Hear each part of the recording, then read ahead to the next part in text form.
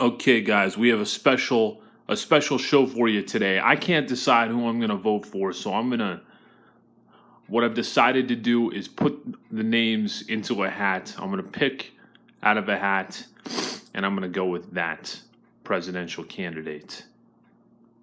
Okay, I picked the name out of the box and we've got a winner. I've not looked at it yet, so I will do that now. And the winner is,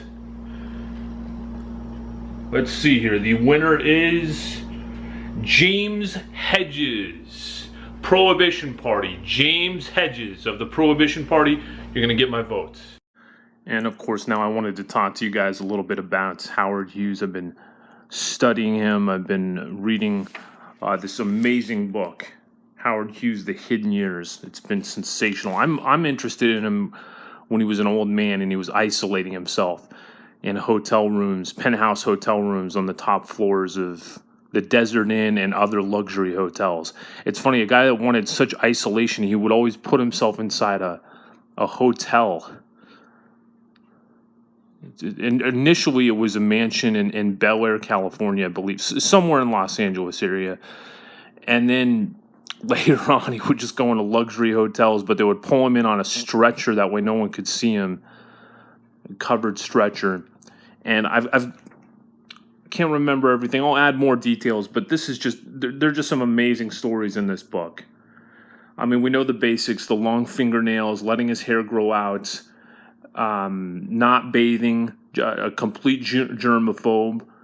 You know, if somebody wanted to enter his room, one of his aides, his aides were the only people that were allowed to see him, a select few of people. They were just yes men.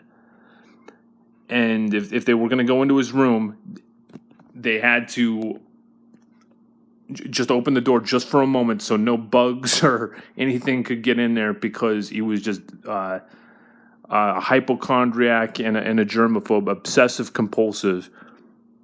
One story in particular. So he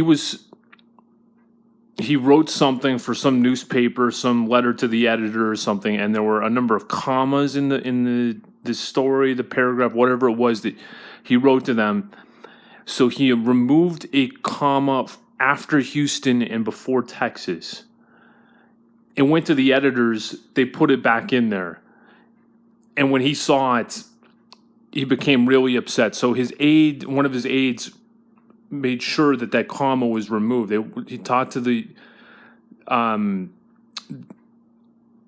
person in charge of writing the story, the journalist, and he told the journalist, he was beside himself. You've got to remove that comma. You've got to remove that comma. Hughes will not stand for it. It's very likely the guy would have been fired if the comma was after Houston. So the journalist saw how upset, how disturbed the aide was at the thought of this comma being in the after Houston and before Texas, that he followed it to the presses to make sure that the comma was not in there, and the story went out grammatically incorrect. So as we move forward, also he had these armed guards on the 9th floor of the Desert Inn to make sure if anyone, to get to the 9th floor, the penthouse area where Hughes was, you had to have a key. And only a couple trusted people had the key. And if they made it to the 9th floor, there were guards right in front of the suite where Hughes and his aides were. So if they were able to get to the 9th floor by chance, Hughes had a partition built so that nobody could see him. And beyond that, his door was locked. So there was a dual purpose to the partition. If anyone made it to the 9th floor, they would be isolated with the guards. Also, they couldn't see Hughes if he left his bedroom. So he had these guards working for him for 4 years. They were only a few yards away from him, and not one of these guys had seen him one time. He had a barber. So in the few times that he had to meet with someone in the public, he had to go through this whole process of having his nails clipped, cutting his hair, cutting his beard, because he never did these things. So he always had a barber, one guy who had cut his hair, who had seen him before, and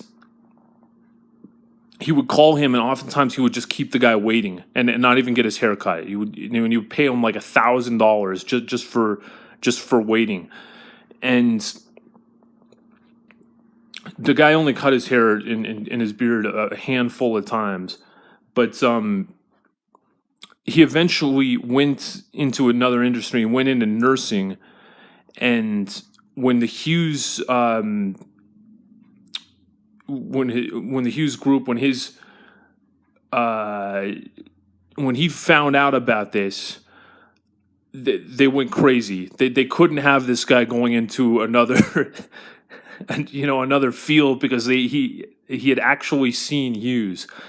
So, and Hughes trusted him. So he hired him full-time on his staff. He was probably making six figures or higher, at least six figures, maybe closer to $500,000 a year, to not cut his hair, just to be a part of his entourage, just basically travel around with him. Another high-paid individual that was not doing his job. We're gonna have more stories for you. It's been amazing, continuing to follow the most interesting person of all time, Howard Hughes in his final years.